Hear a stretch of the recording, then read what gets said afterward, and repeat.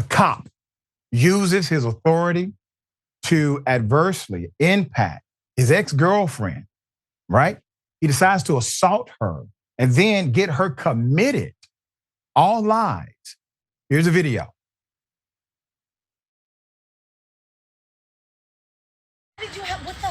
What is wrong with you?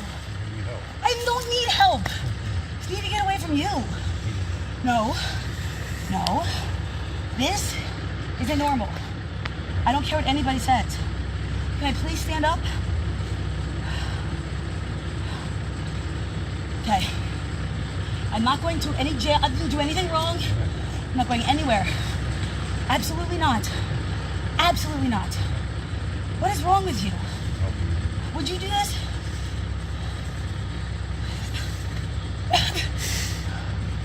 Would you?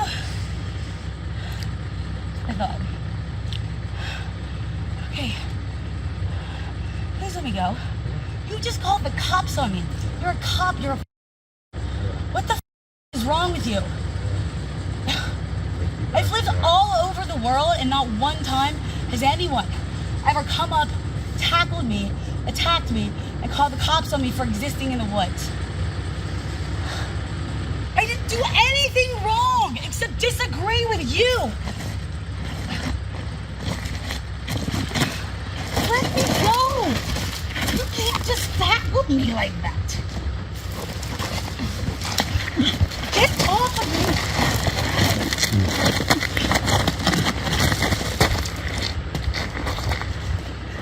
I can't breathe. I can't. Don't fight me. No. Huh? I don't think that's the situation. Nobody's here to hurt you at all. Why are you here? Get up. I'm doing you wrong. Watch your antennas. Please. Please.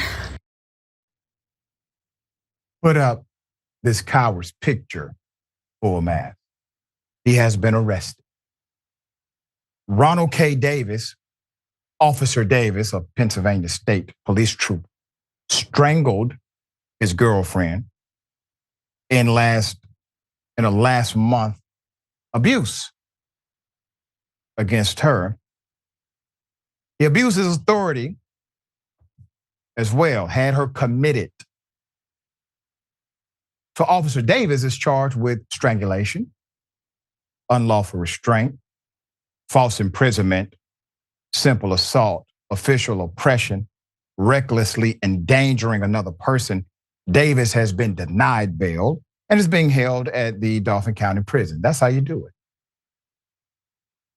That means a judge said no, you get no bail. Good for that judge. I can't imagine what this young lady was going through in those moments. You literally have somebody recording who's agreeing with this madness.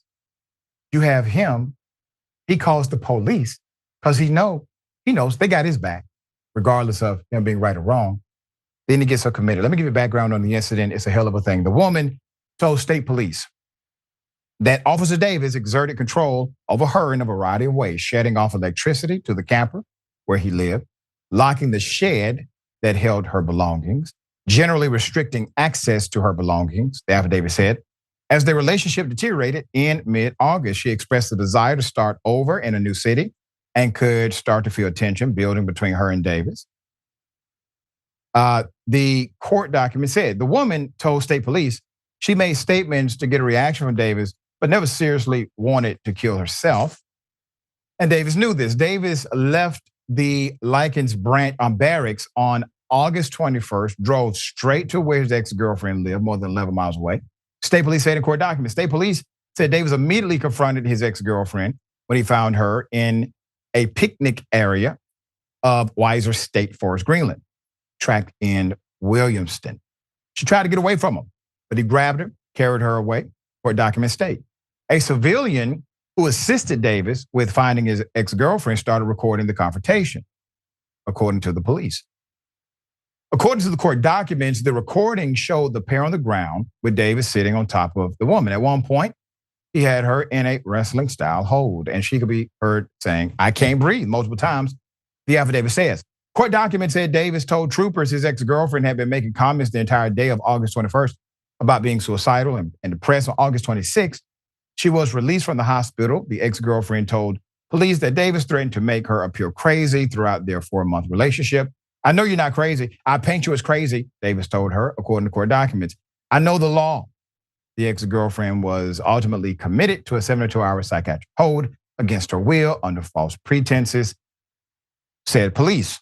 Medical professionals told state police she seemed agreeable after she was taken to the hospital. She did not display suicidal tendencies.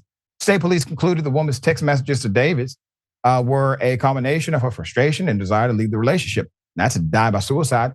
State police also said Davis abused his position as a state trooper. Put up his picture again.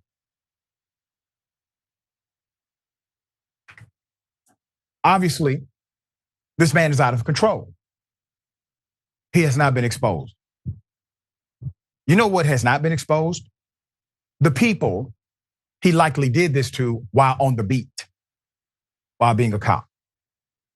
There should be an investigation into all of his arrests, into any claim of malfeasance, corruption, violence. He did this to somebody he claimed he loved. He literally strangled the woman. And according to the narrative, told her that he would do this to her one day. "I'll make you look crazy.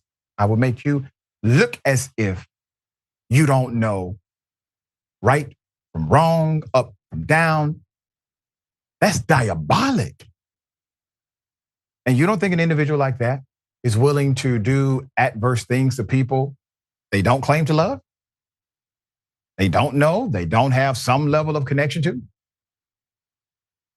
This speaks to a deeper dynamic within policing. While we keep seeing some of the worst people end up in some of the most trusted positions, meaning they get a lot of public trust. They got a gun, they have a badge, they have a license to kill. Why does policing attract them? You got to think about that. Why does the industry of policing attract people like that? Culture. And until you deal with that part, all of these other reform policies, let's have a community liaison, none of these things will solve the underlying problem that you need, not simply reform, you need replacement. Bottom line. All right, we will give you updates as the trial moves forward. Very thankful that the judge told him no bond.